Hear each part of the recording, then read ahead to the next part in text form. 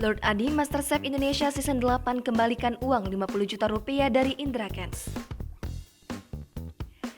Suhaidi Jamaan atau Lord Adi yang merupakan juara ketiga ajang pencarian bakat memasak MasterChef Indonesia kembalikan uang dari Indra Kents. Sambil mengunggah video dirinya yang sedang mengambil uang tunai di salah satu bank, Lord Adi mengungkapkan niatnya tersebut. Lord Adi terlihat menatap petugas bank yang sedang menghitung uang dengan menggunakan mesin penghitung. Sebagai pelengkap, Lord Adi juga menyematkan lagu There She Goes dari Sixpence, None the Richer. Melalui akun Instagramnya, Lord Adi mengunggah penyerahan uang sebesar 50 juta rupiah yang sebelumnya diberikan oleh influencer Indra Kents. Unggahan tersebut dibanjiri komentar positif dari netizen yang mendukung tindakan Lord Adi.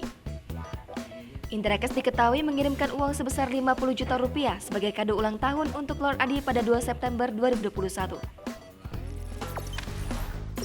Jangan lupa subscribe, share, komen, dan like ya!